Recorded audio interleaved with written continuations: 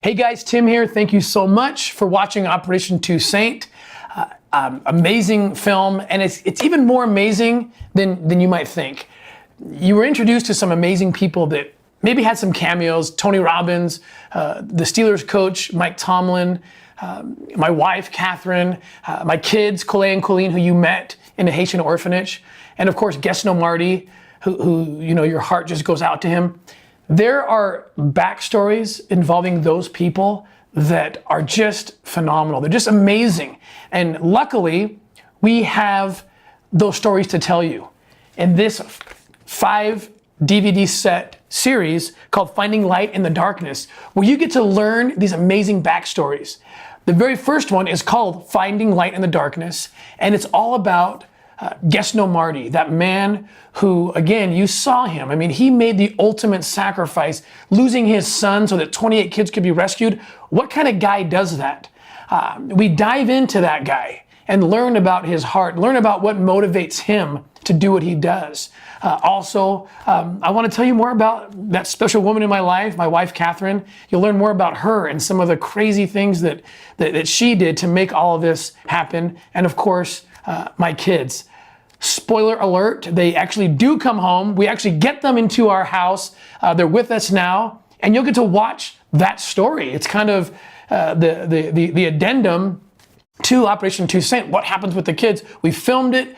Amazing things happen. You get to watch it in this next DVD, in this next episode called Finding Light in the Darkness. Stay with us as we watch that right now. People ask me all the time, how do I protect my kids from predators? I mean, we live in a dark world. There's slavery, there's trafficking, kids being taken, and I get the question, how do I protect my family? And they think I'm gonna give some technical solution. Well, you need this software, you need this filter system, and that's all great, and those things are available. You can go online, there's agencies and organizations that provide that material, but that's not the thing that's gonna save your kids. What's gonna protect your kids is filling them with light and filling yourselves with light. It's all internal. It's decisions your kids make that get them in bad situations. It's decisions we adults make that get us in bad situations. How do you get that light? And I've been in really dark places that have allowed me to learn how to get that light.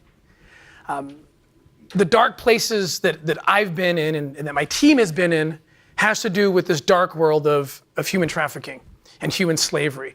This is a shocking thing to a lot of people to understand how real this is, because we got rid of slavery. We read about it, and we've read that in our history books. We've eradicated that. In fact, there are more people in slavery today than ever before in the history of the world. That's a startling idea. And people say, well, what do you mean by slavery? What I mean by slavery is people, children, men, women, who don't control, who do not own their own person. And they're being sold, and they're being sold for sex. They're being sold for labor. We're digging into a whole child organ harvesting ring right now. This is real. 30 million people, roughly, are enslaved today. Human trafficking is one of the fastest growing criminal enterprises on the planet. To give you an idea of how big this business is, with the money made every year in human trafficking, you can buy every NBA team. You can buy every Starbucks franchise on the planet, and you can still have enough money left over to send every kid in the US to college for 4 years. So that gives it to us in kind of real terms how big this is. And my team, what we do is we go into the belly of the beast. We go into the places where these people are being taken, where these kids are being taken. Our focus is the children who are being kidnapped and exploited. And so we go into dark, dark places. And I'm not here to talk about the problem of human trafficking as much as I'm here to talk about what I have learned being in the dark about the light. Because my team and me, we thirst and hunger for that light. And once we get it, it allows us to survive. And the question of, well, how do you get that light? That's a question that we all need the answer to that. Because darkness is all around us. When I pose the question, how do we protect our kids? We're not just talking about how do we protect our kids from predators and from traffickers. There's all sorts of darkness there that's trying to attack our kids on all fronts. There's so many any of us that have had kids, who have kids, or any of us that are just mortals living in this life know that darkness is everywhere. And the same principles apply.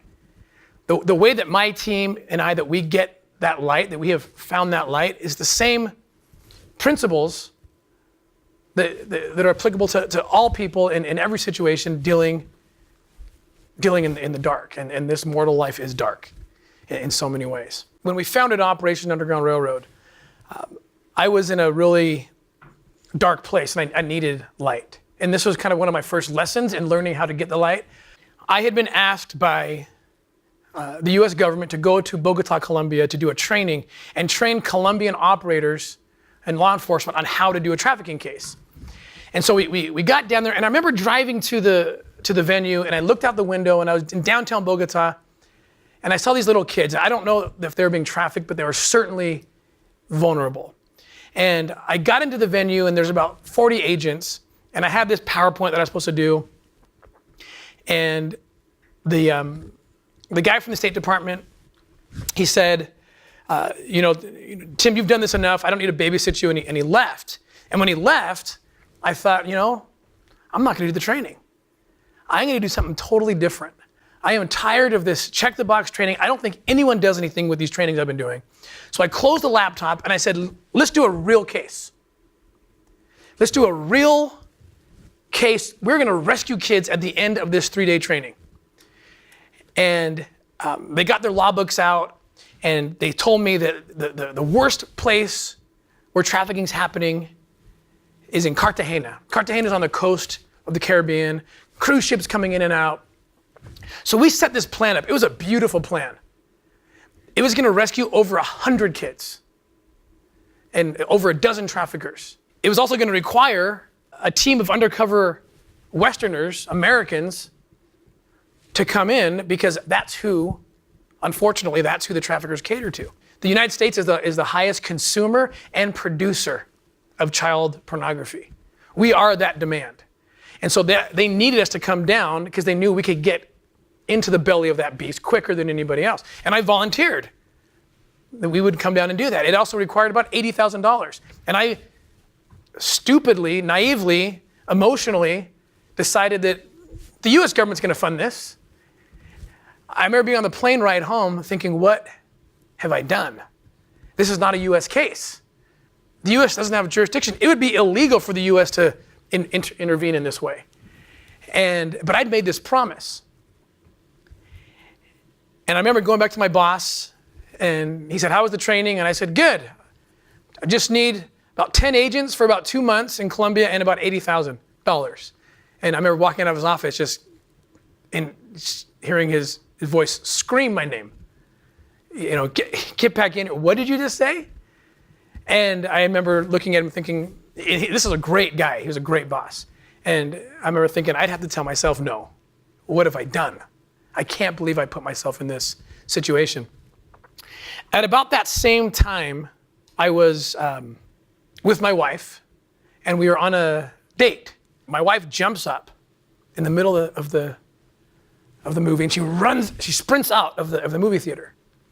And of course, like a good husband's gonna jump up and race out and say, what in the world is going on? And so I continue sitting and watching the movie.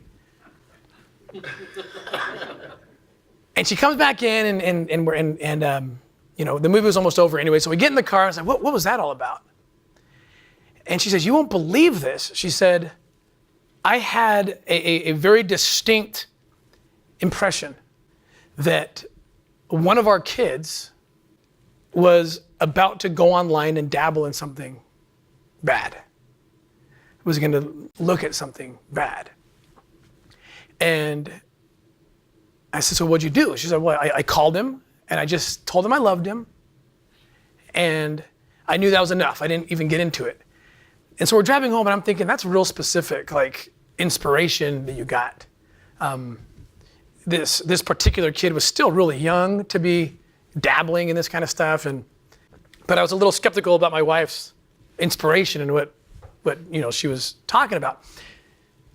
So we get home and all my kids are asleep except for this one, not an emotional kid, but he runs to my wife, jumps into her arms practically and just starts hugging her and just crying.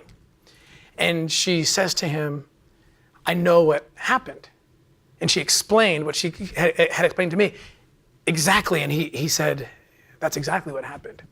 And I watched light come into my house and destroy the darkness. And I looked at my wife and I talked to her afterwards and I said, how did you get that? What happened? What was that magic? And I realized what it was. It was her love of her children. Her love and her service to her children. When you are able to render service and put that above any other consideration, light comes in. It's the magic of service. And so I thought to myself, what am I doing? I know it doesn't make sense. The only possible way I'm going to be able to go help those kids in Colombia and do this operation is to leave my job. And that is super scary. It's illogical in a lot of ways. I have the most secure job financially I can think of, which is a federal employee. And I'm going to go into the most insecure industry I can possibly dream up, and that is starting a nonprofit, which statistically isn't going to survive a year. Can I believe that a miracle could happen, that doors would open? If my intent is love and service, thinking about those kids, thinking about those two little kids I mentioned that I saw on the street of Bogota, Colombia, and kids like them. So we did the crazy thing, and it was easy for my wife to get on board with this because that's who she already was. And it was much more difficult for me. In fact, even at the very last minute when I was about to turn in my badge and my gun, we'd already raised just enough money to do this operation in Colombia. And I remember going to my wife saying, I'm not going to do it. Like, we have enough money for one operation. And then what are we going to do? What if it doesn't work? What if it's not successful? Then what? And I remember she took me by the collar, and she's usually very sweet. I will not let you jeopardize my salvation by not doing this. And so that was that. We took the little money we had. I called my Colombian friends. I said, remember me, that gringo that promised all those things and then reneged? I know I'm late, but I'm here. I have the money. I have the operators. I got some of my buddies, former Navy SEALs, former Special Forces, law enforcement, and we went in and executed this operation. And it was so important for us to shine a light into the darkness of human trafficking that somehow we convinced CBS News, like the national CBS News out of New York, to send a couple reporters with us and embed with us undercover so they could film this and show the world what was really happening. And I'm going to let CBS News tell you and show you what happened on this operation. Last weekend, police broke up a major sex trafficking ring in Colombia, which has become a destination for tourists looking for sex with boys and girls. The police had help from an American who went undercover to rescue the children, and Elaine Quijano met him. Tim Ballard has one mission: to track down child traffickers. 4 months ago, Colombian authorities asked him to investigate a tip that children were being sold there as sex slaves. Within a half hour, this individual walks up to me, starts asking me what I'm here for, what I want, and within minutes, he says, well, I've got kids as young as 11 years old. Ballard, a former Homeland Security agent, now heads up Operation Underground Railroad, a nonprofit group that rescues trafficked kids. After that first meeting, the Colombians asked him to put together a sting. No men will be in here, only women. Operation Underground Railroad spent months planning, renting this house, rigging it with hidden cameras to document the crime, coordinating with Colombian authorities, and negotiating with the traffickers. How they find these kids is they lure them in by pretending to have a modeling agency. They target them at 9 or 10 years old. And they were telling us that about by 11, they're ready for sex. They're ready to be sold. What is that like, looking into that kind of person's eyes? It's horrifying, and this is why. Because I've got a smile in the face of evil. This is the table where we're going to do the negotiation. Less than 24 hours after the operatives landed, the suspected traffickers arrived on the island, and the final deal with the undercover team began. 54 boys and girls aged 11 to 18 were ushered in for what had been billed as a sex party. They were given candy and drinks and told to wait in this small room. This little 11-year-old boy, I remember, he asked one of my operatives if they could give him some cocaine or something. He said, they usually give me something because I'm really scared. By the time the deal was done, the alleged traffickers were set to make $25,000. That transaction was never completed. 25 Colombian special operatives stormed the party, arresting 5 suspects, 4 men and 1 former beauty queen, all charged with child trafficking. The victims, 29 of whom are under 18, were evacuated, given medical exams, and placed in a rehabilitation center where specialists are working to undo the damage. Right before I got in the boat, we had to walk by this room where the kids were, and they put their hand up. And I touched their hand and see that there's liberation now. Liberating one child at a time. Elaine Quijano, CBS News, New York. So what I learned on this operation was basically taking what my wife had taught me, not just from that one experience, but basically her whole life. I'm not really like her. I was trying to be like her. But service is always first. And when we put that first, if we can instill that principle into our kids, into our families, and we're always choosing decisions that put others first, that we're always thinking about someone else other than ourselves, something happens to us. It's a protection. A light comes into them, into our children, into ourselves, that then protects us.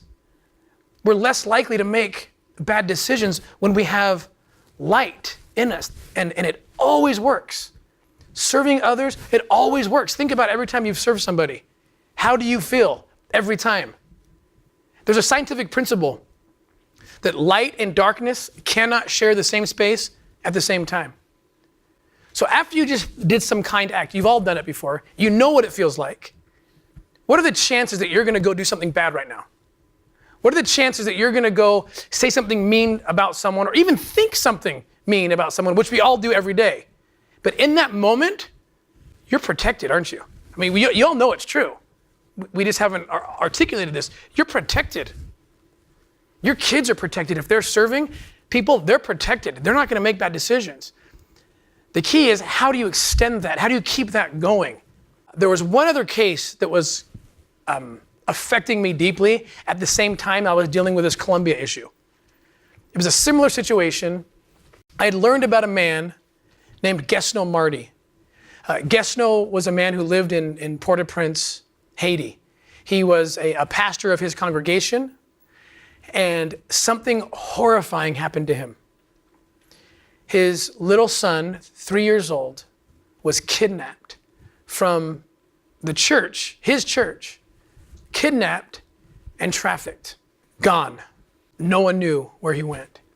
This is not atypical in a place like Port-au-Prince, Haiti. And when you consider the stats I gave you about the millions of people, you got to know that these things are happening all the time. Well, it happened to this man.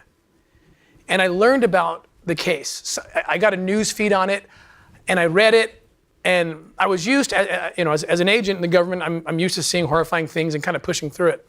But something about a picture I saw of this guy in the news, of Gesno Marty. Because what had happened was this little boy was kidnapped. And then just a couple of weeks later, while he's looking for his son, that huge earthquake hits Haiti. And he lost his mom, he lost his sister, he lost his brother-in-law, some of his best friends. And I remember there was a picture of him pulling bodies out of the rubble. And that was the picture they used to kind of tell the story about his son. And I thought, oh my gosh, the hell this man is going through. You couldn't write something worse than the scenario he is living right now. And I couldn't push his face out of my head. And weeks went by, and I thought, I've got to find this guy. I've got to find this guy. I've got to help him find his son. I've got to find him. And so I did some digging, and I located him.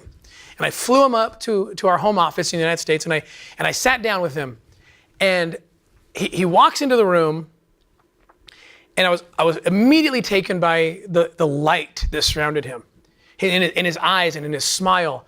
And I remember thinking, how does he even do that? Knowing what he's been through, how does he have that light? And so I began talking to him, and I started learning. Here I am, I think I'm going to help him.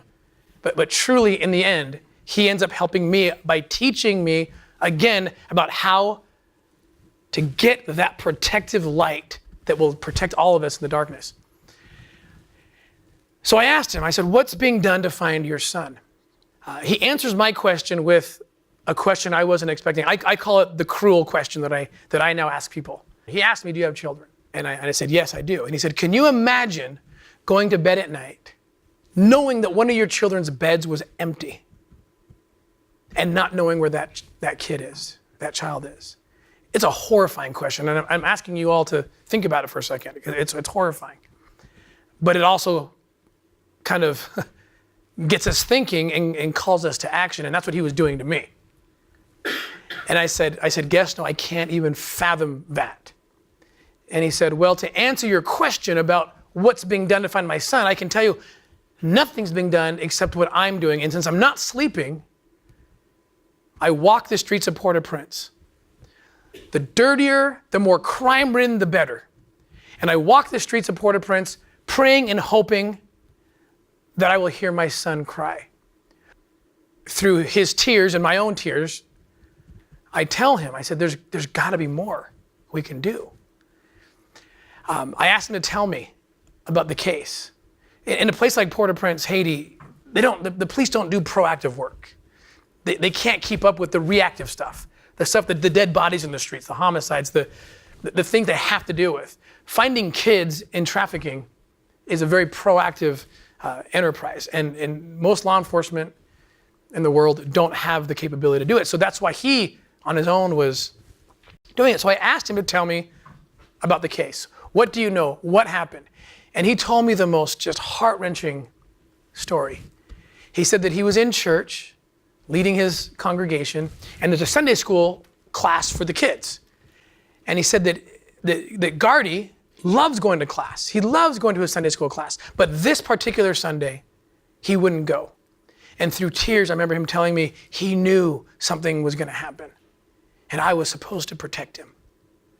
And he hung on to Gesno during the church service. Gesno giving lessons, conducting the chapel service, and Gardy holding on to his neck.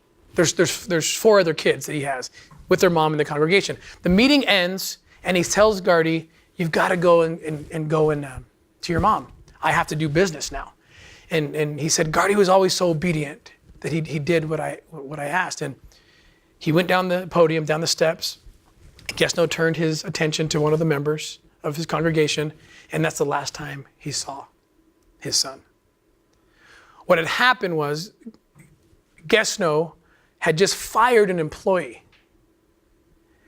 that was also a member of his congregation for embezzling money, because he worked for him outside the church in a different enterprise. And he told this guy, his name was Carlos, he said, please keep coming to church, because this is the Christian heart of Gesno Marty. Well, Carlos has this idea. He gets with some trafficking thugs and says, let's kidnap Guesno's kid. He'll pay ransom. I'll get my paycheck that I deserve because he fired me. We'll give the kid back, no harm done. You all take your cut and we go our separate ways. Well, the thugs were major criminals. And they said, sure, we'll go along with the plan. So Carlos, who Gardy knows is in church, he just grabs his hand, Gardy goes with him, they walk outside, puts him on a motorcycle, and that trafficker takes him away. And then the trafficker had stolen Carlos's phone, and he called in the ransom to Guesno Marti on Carlos's phone to set Carlos up. So Carlos gets arrested, he becomes the fall guy, and these thugs get the money. They do the ransom, get the money, but why stop there? They can sell Gardy for a couple $100 to a black marketer, to a black market smuggler, and off he goes. And that's the situation he ended in. And so we went down there after we did our Colombia operation. We went right to Port-au-Prince, and we always work with the police. We're not a vigilante group or a rogue group. We went to the police. They opened the case file, and they said, if you want to help us do a proactive investigation, we will do it. And so we did some phone records and other things, and we determined that Gardy had at least one time gone to this place that looked like an orphanage. And Guesno had been suspicious of that place for other reasons, but he couldn't get inside. It's a compound about the size of this room. And I promised him, I said, Guesno, I've got the best guys in the world. We will get into this place, but we got to go figure out what it is. Now, what it was it looked like an orphanage. It looked like an orphanage. It wasn't an orphanage. It said orphanage on the outside of the wall, and a cartoon character painted on the outside of the wall. But what it was a trafficker trap. It was a technique that traffickers use all over the world. I mean, if there's millions of kids being sold, how do they get them? This is one tactic. In an impoverished place like Haiti, there's abandoned kids all the time. And so good-willed people take abandoned kids and take the kid to the local orphanage. Because it says orphanage there. And they turn the kid over and there's a smiling, happy person, usually a woman, who can play that role better, and they bring that kid in and then they sell him out the back to traffickers who come in to buy him. That's what this place was. And the Haitian police asked me and one of my operators to go undercover because we're Americans, we'll make more progress because they won't think we're cops. And we had hidden cameras, and we went into this dark place pretending to be people who are looking to buy children. And the police told us, if they're selling kids, I mean, we want to look for Gardy, but if they're selling kids, buy them, buy the kids. Sting operation, get the evidence, and we can take these guys down. So we go in there, and within 10 minutes, the people in that place, it was run by a woman, director, and then she had her people that did different things. They were brutal to the kids. I saw the guy with the whip right when we walked in. They call him the teacher. And these kids were just impoverished and on the early stages of starvation, almost all of them. And they made it very clear. The first time we went, the boss woman wasn't there, and the kids were all in rags. And the people didn't know how to handle us because usually people call for an appointment, apparently. And so they made it very clear. They said, well, you know you can't adopt kids here. So, well, yeah, we know. Like, we sell kids. Like, they just said it to us. And I was like, I hope my recorder is working, and it was. And they said, yeah, we know that too. That's why we came. So they said, please come tomorrow when the boss is here. So we come the next day, and of course now the kids are all dressed in what looks like school uniforms, and they put to dress these kids up nice because they're selling them. I mean, they're selling these kids, and we walk in, and the woman says, you can buy any kid, they're $10,000 each. No questions asked, except please follow my advice on how to get the kids out of the country, evade police, and we're recording all of this. So I'm looking for Gardy, and I can't identify him. There's 28 kids in this orphanage. And now I got to turn my attention to buying one of these kids. I don't know who I'm going to buy. And then this kid comes out, this beautiful kid, about 2-3 years old. He's in shoes about 5 times too big for him. And he walks out, and I look at him, and I just know. And I knew that I had to buy him. I didn't know why, but I knew I had to buy him. So my other operators kind of negotiating with the bad guys about the price and everything else. And I want to go into, there's these dark outbuildings. It's like a courtyard and these dark, smelly, horrible outbuildings. And I want to go in to look for more kids, because my goal is to get every kid's face on my hidden camera. It's in my backpack. So I pick up this little boy. I get him to tell me, let's go inside the building, so in case someone's watching, they're not going to wonder why. Oh, the kid wants to show me something. So I kind of got him to point inside, and I'm like, oh yeah, let's go. And so we walk in, and the deeper I got into this building, the darker it got, the smellier it got, and the more silent it got. The noise from the street, the adults talking outside in the courtyard started to disappear, which allowed me to hear what was always right behind me as I was walking into this building, and it was the footsteps of a child. And I remember hearing it and then turning around, and I see this little girl who looks to be about maybe 1 year older than the little boy, and she's just terrified. And I give her a candy bar because I want to get her out of the way. I don't want her following me. I want to go, sneaking into this place. I give her a candy bar. Remember, this is a starving child. And I give her this candy bar, and she does something with the candy bar that I'd never seen any child ever do, especially and even kids who aren't starving. Because most kids, my kids, would take the candy bar, run away, especially if I told them run away. They'd run away, they'd pretend they didn't get one, they'd come back, I lost it, can I get another one? All the tricks the kids do. But this little girl, without taking her eyes off the little boy, she takes the candy bar and she breaks it in half, like muscle memory, and hands it to the little boy. They've probably never even held chocolate in their hands. And she gives it to the little boy, and I just watched this, and I thought, what is going on? And then it hits me, and I think, oh my gosh, what have I done? They're brother and sister. How many Americans have come into this place, picked up a kid, and that kid disappears and never resurfaces? And now I'm doing that to probably the only person in this world that she loves and who loves him back. So I put the little kid down, I put the boy down, and I held her hand, and I held his hand, and I tried as hard as I could, and she grabbed his hand right away. And so we kind of formed this little circle in this dark, smelly trafficking center. And I just said, I am your friend. I'm here to help you. And I knew that she understood at least something, at least the feeling of it. So we walked outside, and I went up to the woman, the director of the place, and I said, hey, are they brother and sister? And she immediately denied it. She said, no, they're of course not. She was worried she was gonna lose the deal, like somehow that would taint the deal. And I said, look, I know they're brother and sister. And she said, fine, they are, but it doesn't matter. I said, well, if I buy one without the other, is that a problem? No, they don't care. And I thought, you're already the darkest person on the planet.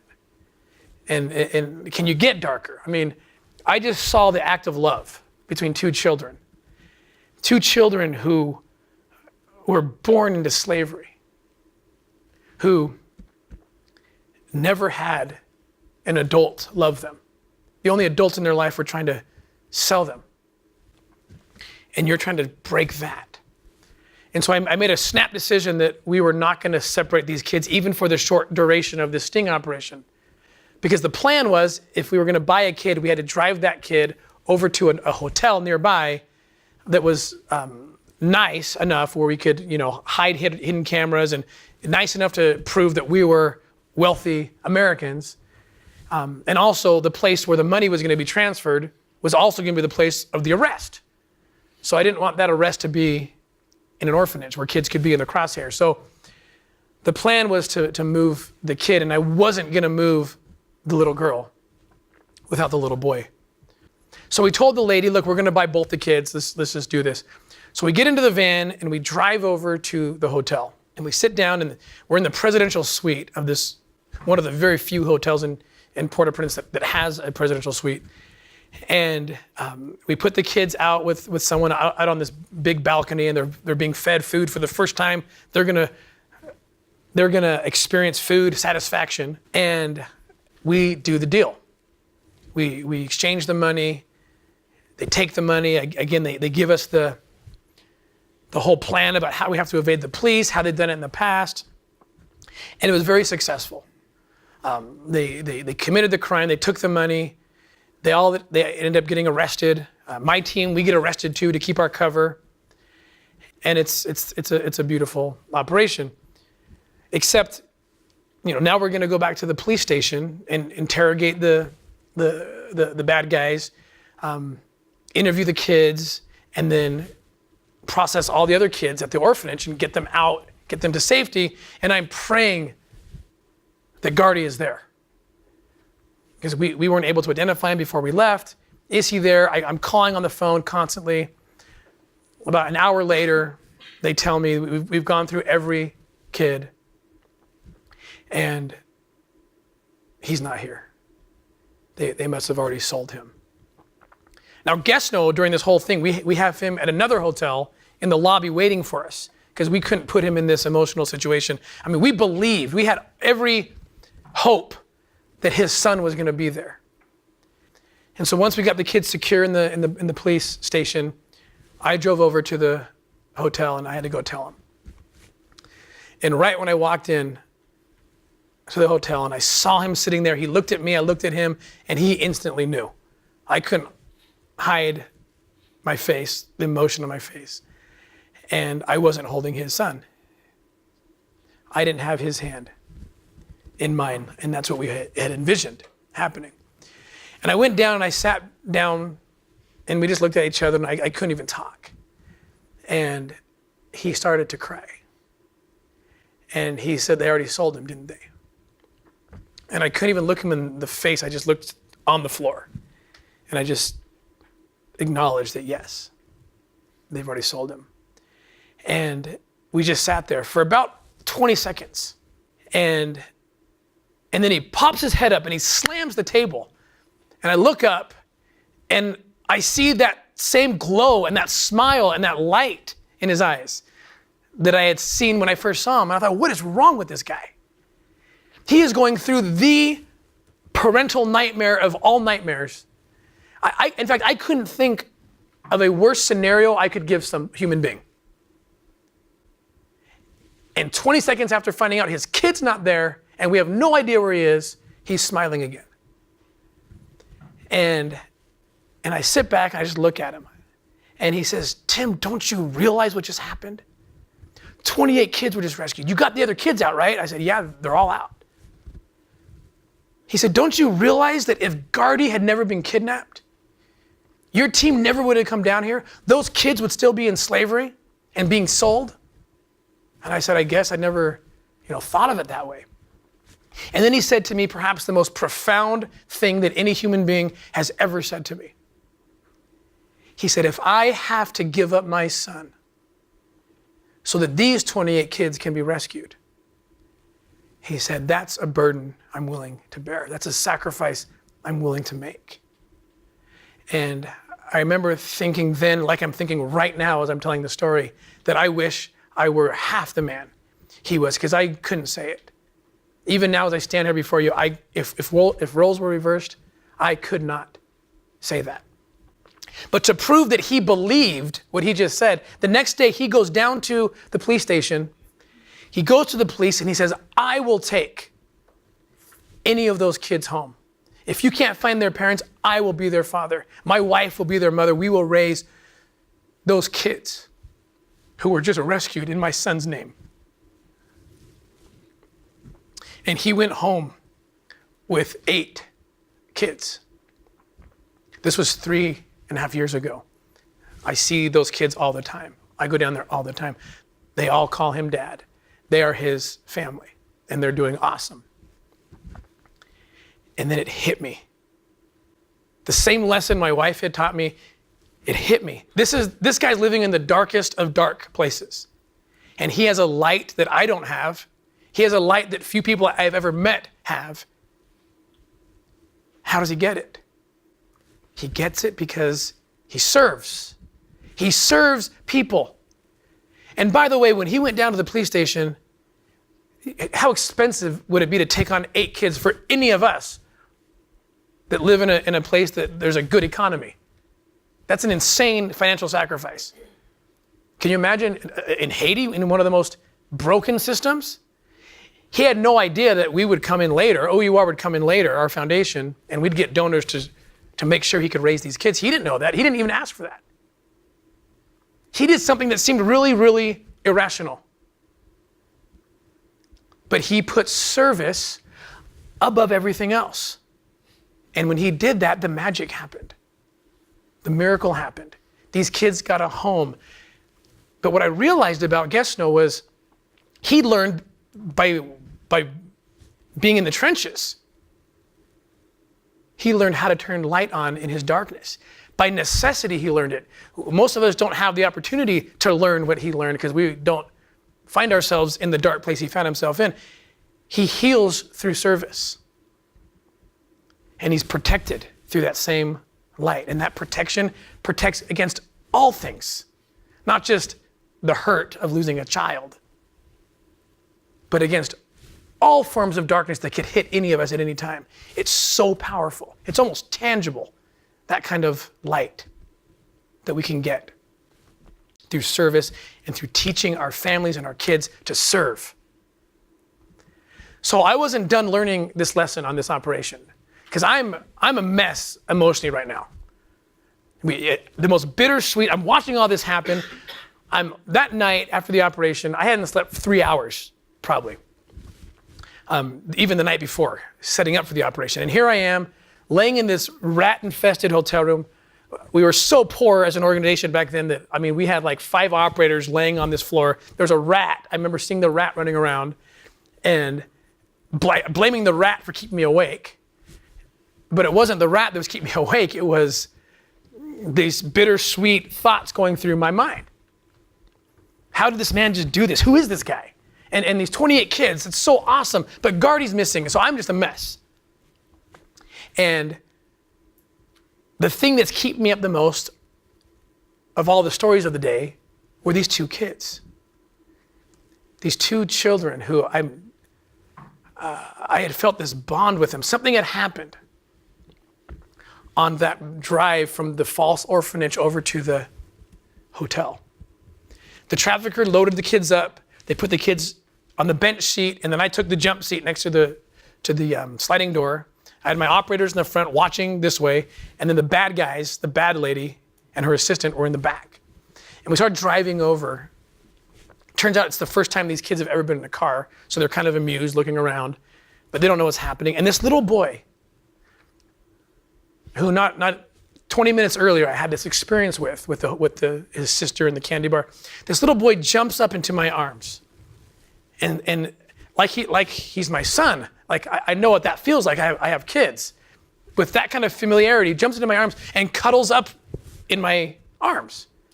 And my first thought is, oh my gosh, I got Cruella de Vil sitting behind me. You see her little profile there. She can't see me be kind to a child. I'm buying a kid. No decent, good people buy kids to take them home and treat them nicely. That doesn't happen. I don't know what to do. And then he makes it even worse for me, this little boy, because he turns around and he sees something shiny on my neck.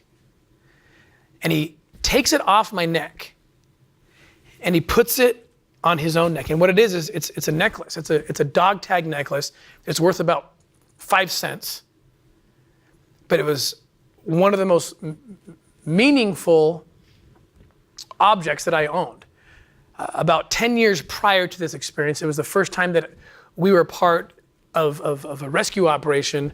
A little boy about the same age as this little boy, he had been kidnapped in Mexico by an American man and taken across the border, where he and about 12 other kids were being the subjects of child pornography videos.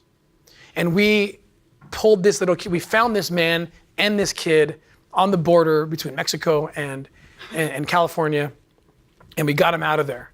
And then wrote a search warrant that night and hit the compound the next day near LA and found 12 other kids. So it was the first time we'd been in this massive of a case, and saw trafficking up front and close and personal. And at the end of the case, while the dust was settling, I had an experience with this little boy. The more the case went on, the investigation went on, the more he realized that he didn't have to go back.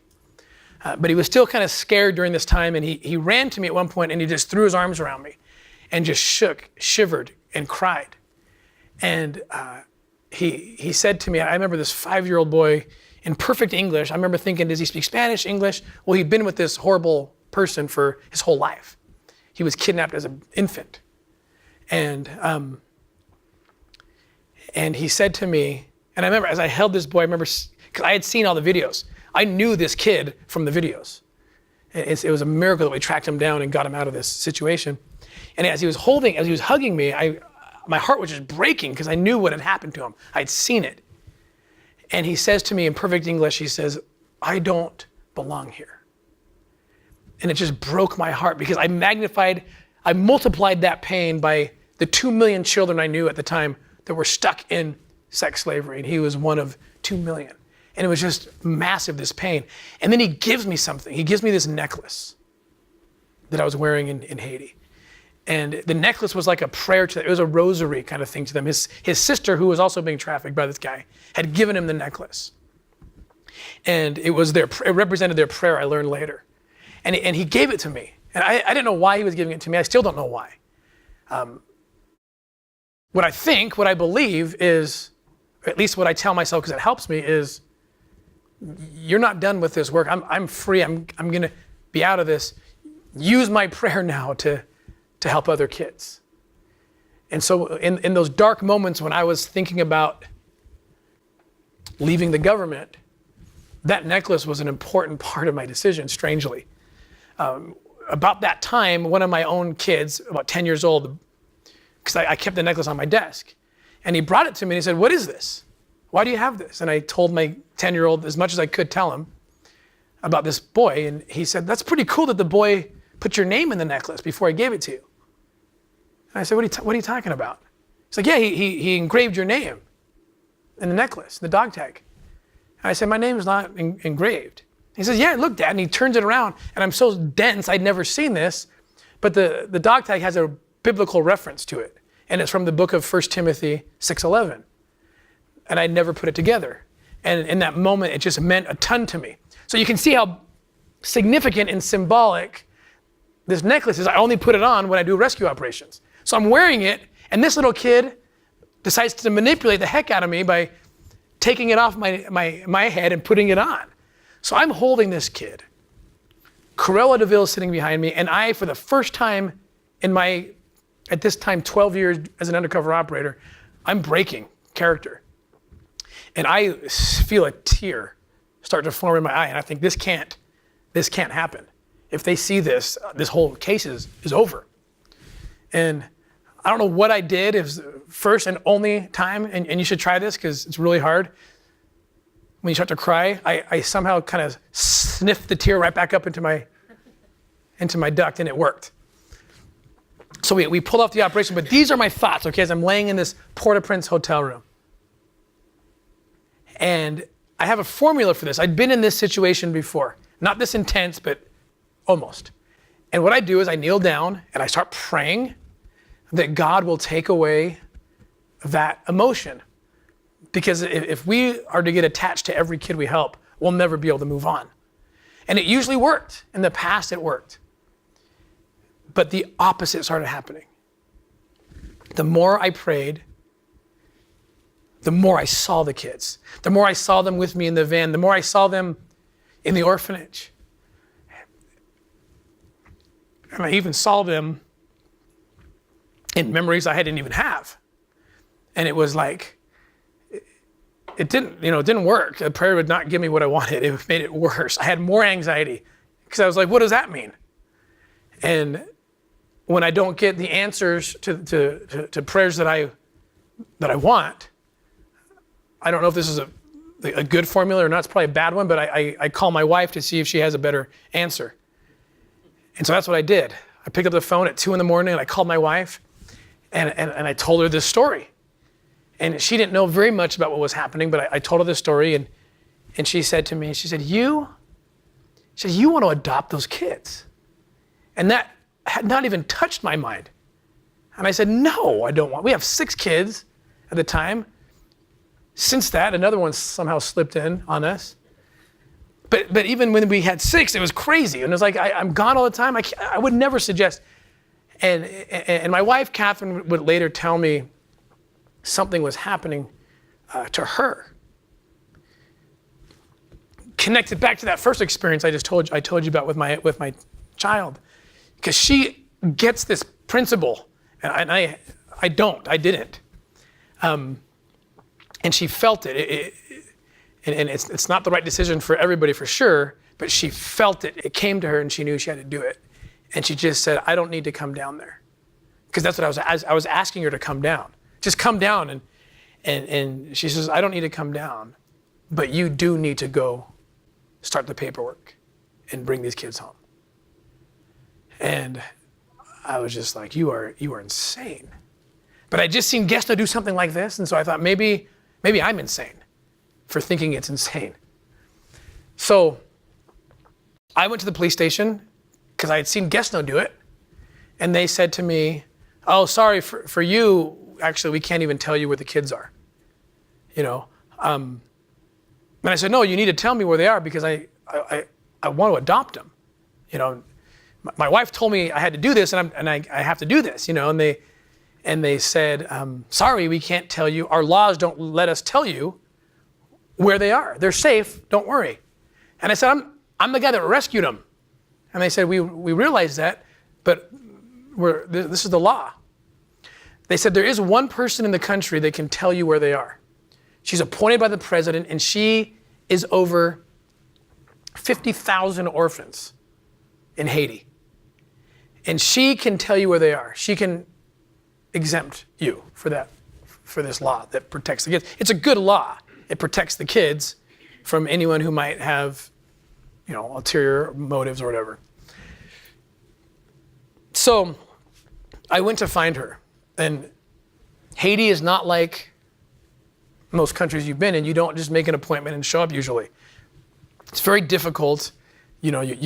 Someone says be there at 9 and they're not going to be there till 2 o'clock in the afternoon. I could not find this woman. I did everything I could to find her. She's very busy. I couldn't find her. 8 months had passed, and I couldn't find this child, these children. And my kids knew the story, and they were on my case. "Dad, you find kids for a living. Why can't you find them? What's wrong with you?" And but no one could tell me where they were. So we were back in Haiti. It had been 8 months. And I remember thinking, why haven't I tapped into this principle? I mean, my wife made this decision. That light that comes from that kind of decision brings power. I know that. I'm learning that from all these people. We need to apply it right now. So what I did was I told my wife, I said, "Look, I'm going back to the women's office. I'm going back to the orphanage headquarters. And I need to know that when I walk through that gate, you and the kids are on your knees praying for a miracle. I need the power of your light to shine on this problem so I can find these kids." And I was going in at 10 o'clock Port-au-Prince time, which was 8 o'clock time at home.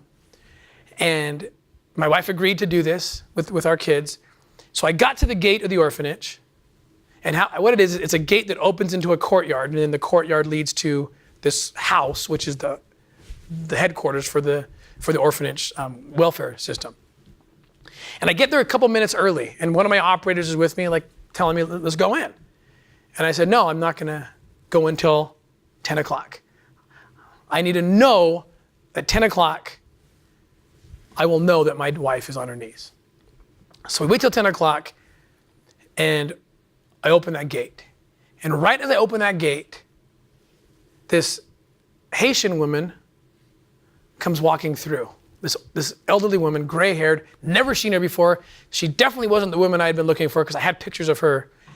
And I'm kind of amped up. I'm thinking something's going to happen. I'm waiting for this miracle, and I'm not going to let it pass me, so I'm overly amped. And I did something I probably shouldn't have done. But as this old woman comes walking through the gate, I reach out and grab her arm because I'm not going to let her pass me. And I said, "Who are you?" Just like that, in English. And of course, most people don't speak English. And I was startled when she responded to me in English, and she said to me, well, who are you? And I thought, okay, it's reasonable response to my irrational approach to this. And I said, I'm looking for 2 kids. I'm trying to adopt these 2 kids. I can't find them, and I'm looking for them. And that's all I told her. And she said, well, what are their names? And I thought to myself, what are the chances that she could possibly know? 50,000 orphans in this system. Who is she? But I think of my wife.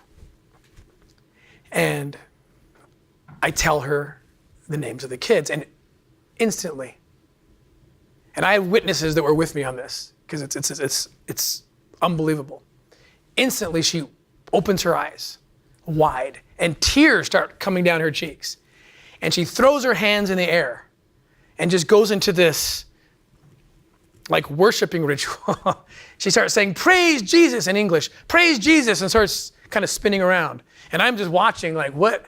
So I don't know what to do. So I put my hands in the air and I start praising Jesus too and spinning and it's kind of going on kind of awkwardly, an awkward amount of time. And I finally say, can you please kind of expound on this? It's a beautiful idea, but I need meaning. And she says to me, she says, I know where your kids are. And I was speechless. And she says this, and then she said, and I don't even work here. And I said, well, who are you?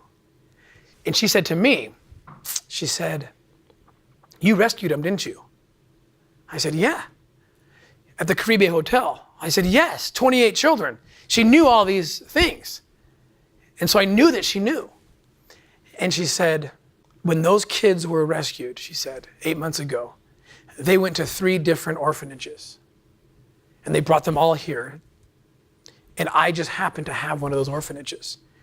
I don't work here, she said, because I run an orphanage miles away. I just happened to be here this morning picking up some papers. And the only reason I know your kids is because I remember their names and I remember who they went with, and they went with one of my friends. And I'm gonna call her right now and I'm gonna have her bring those kids to me. And I'm still just here speechless.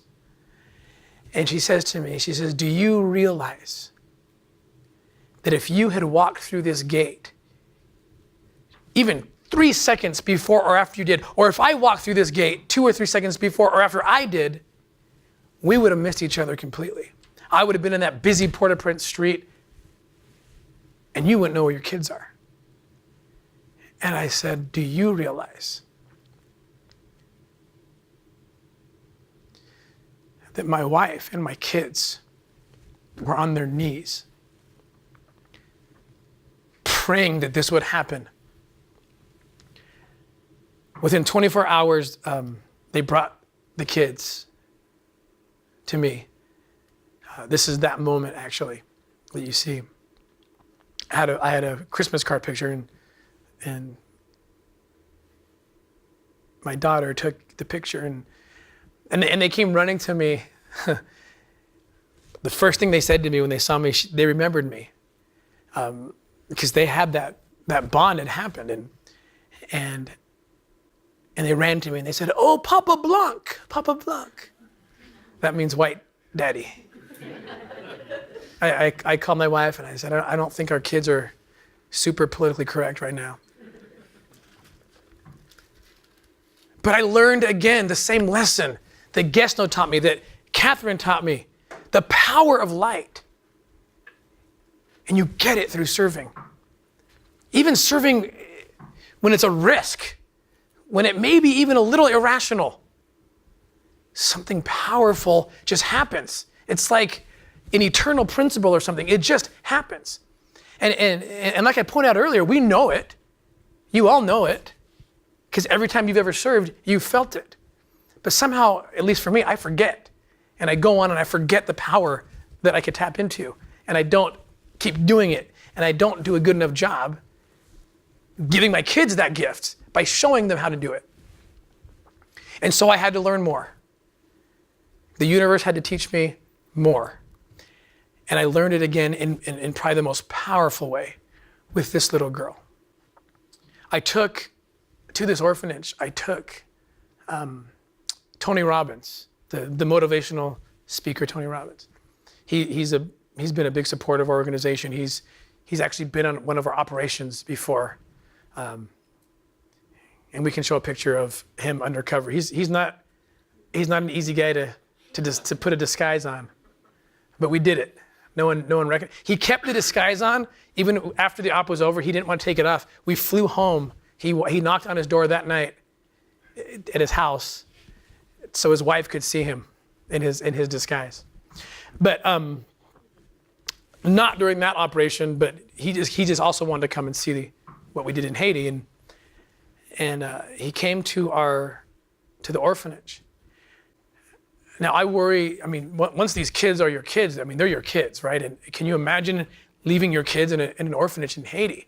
This process to adopt a child is years. It's been almost 3 years, and they're coming home in about 3 weeks. So we're so excited. But about a year ago, I knew it was going to be another year, and I worried.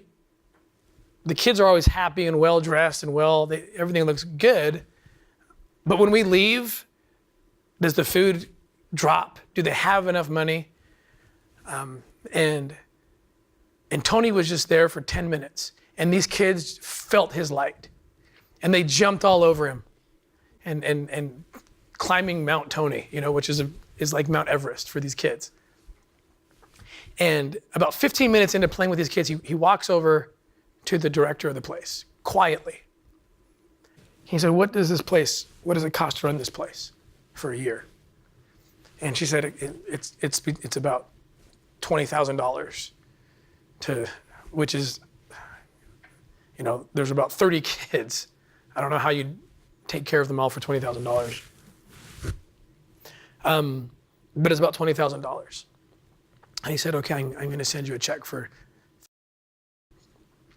And it was quiet. He didn't know that I was even listening. I know that he sent the check right away. And I had to walk out of the room.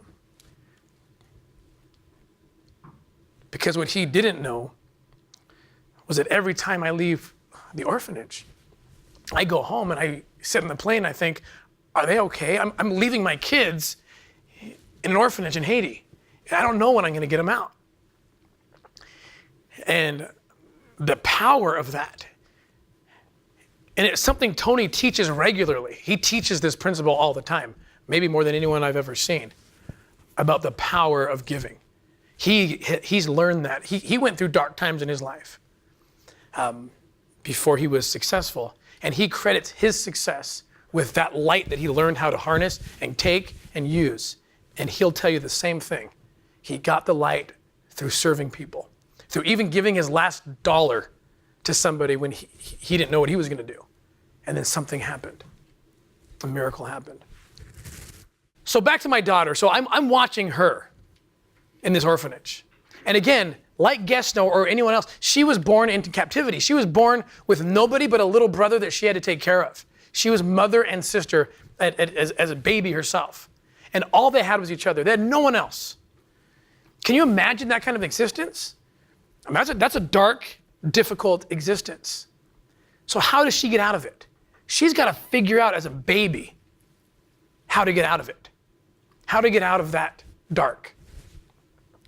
So I'm watching her, and we one of the first times after we had found each other, I came and I had my backpack, and she goes into my backpack like kids do, and she opens it up and playing around, and she pulls out a box of protein bars, of chocolate protein bars. And she thinks she just struck it, rich, right, with these chocolate bars. She doesn't know what I know, that what you know, which they're not really chocolate bars.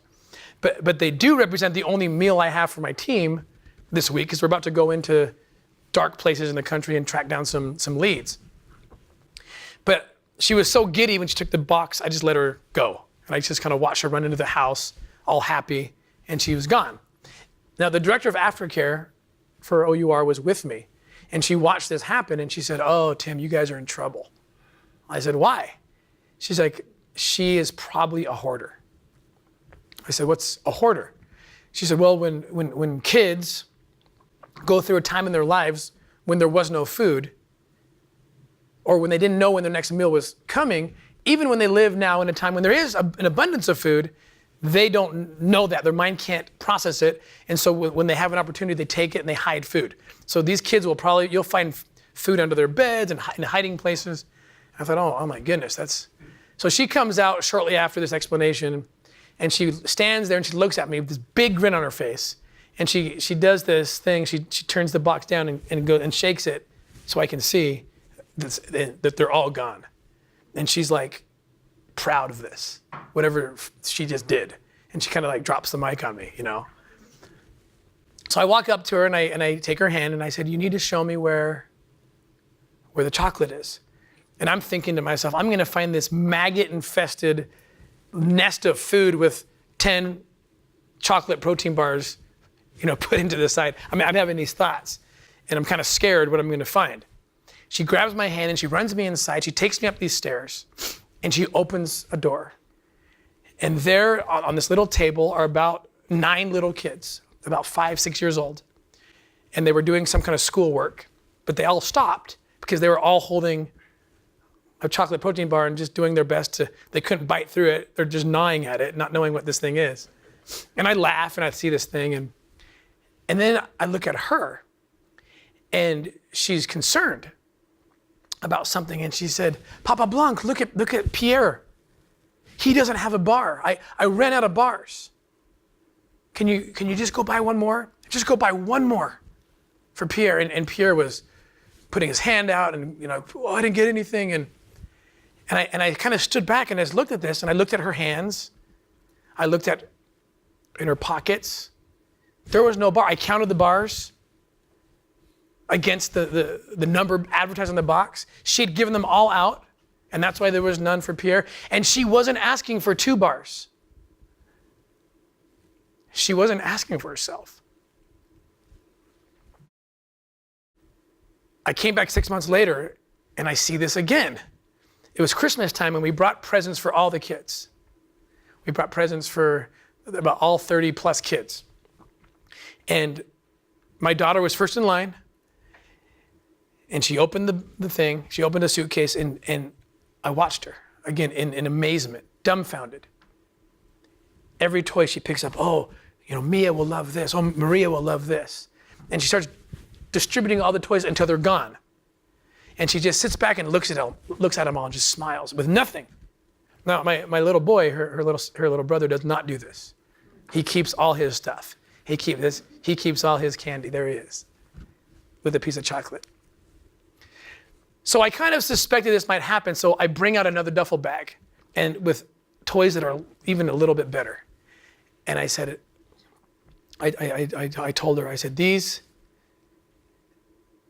toys are just for you. My kids bought these toys for you, your brothers and sisters, and they're for you.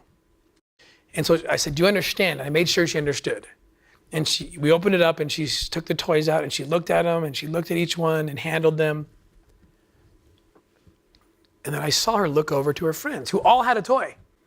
And she was looking at them and going back and forth. And I thought, no way is she gonna do this. But she knew I was watching and she wanted to be obedient. So I did the little trick that parents do. I stepped back and pretended to look somewhere else, always watching out of the corner of my eye to see what she's gonna do. And once she thought I was sufficiently distracted, she dragged that little duffel bag over to where her friends were playing, and she goes and gives every toy out. And I gave her a name. I called her the mischievous giver, which is totally this oxymoron that doesn't make any sense. And it hit me again. The same lesson. This little girl has learned something that we adults do not learn. We somehow can't learn. We think the more we keep, the happier we are. Yeah, we'll give a little bit out here and there, but the bulk of it we're keeping. And that's gonna make us happy. And of course there's balance in all this to be a productive citizen and everything, but it's a point that this little girl didn't understand that part of it. She just understood the principle that the more you give, the more light comes. And she needed light. She was born in dark. She couldn't even articulate to you this principle. She wouldn't even have the words to tell you what it is that she's doing. She just learned somewhere along the way, in the trenches of slavery, she learned that when she gives something, this light comes. And that's the only way she knows how to get it. And so she will give everything that she has so she can get more of that. The one thing she did keep was a book that my youngest daughter at home had given to her, as the Places You'll Go by Dr. Seuss. And I watched her after she gave the toys out. I was still pretending not to pay attention. And she walks over and she sits down on a bench in the courtyard of this orphanage, and she opens the book. And she doesn't turn the page. She just has her face just in this book, just staring at it, like at the title page. And I was watching her. I'm like, what is she doing? So I decide to break my cover, and I walk over and I sit down next to her. And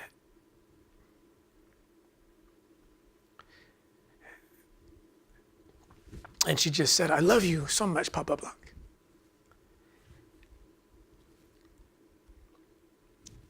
And then I looked at what she was saying, and my wife, I didn't know this, but my wife had put a picture of our family in the title page. And so she just stared at it. And she went through all my kids, and she knew all their names, and I don't even know how she did it. I think I told her one time when I saw her before. She knew every single English name, and she just kept repeating it over and over again. And as I just held her tight in my arms as she did that, I just remember thinking, I have never in my life been so close to something so full of light ever than this little girl who's 5 years old, and she was born into the worst circumstance. And here I thought I was gonna do this great thing, and I was serving her and helping her. And I just realized in that moment it was totally the opposite. That she was teaching me and helping me learn something. And that thing is that service turns the lights on in the darkness. Our last conversation with her was like, next time you see your dad, what's going to happen? She went like this. This is already, they're all ready to go. The pack already? Yeah, the pack's ready to go. I guarantee you they're gonna get in the door. Because they're gonna sit there and like, I'll be 2 hours late, and they'll wait in the door for 2 hours.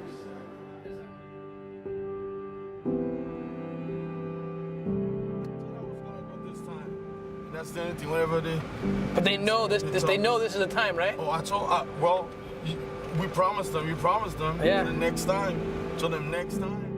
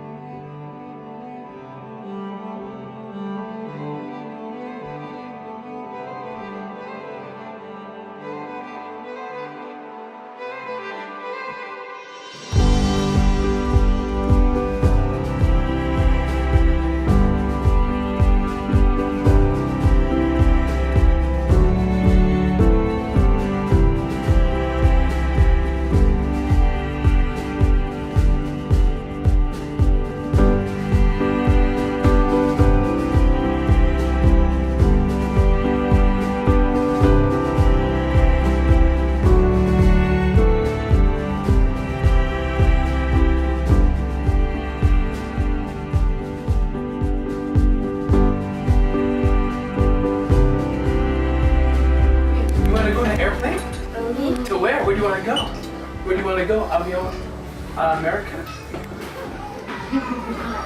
Right.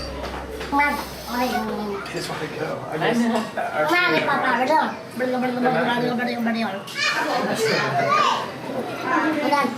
she has the football in there to make him forget.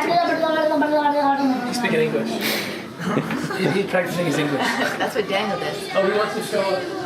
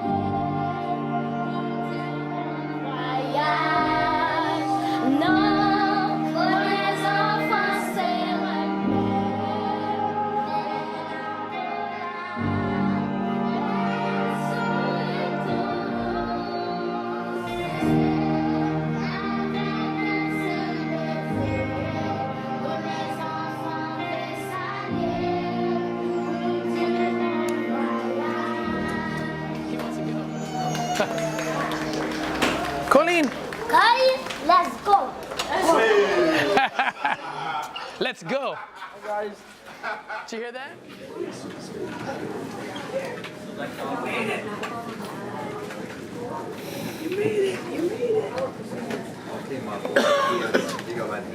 We'll see what happens. You got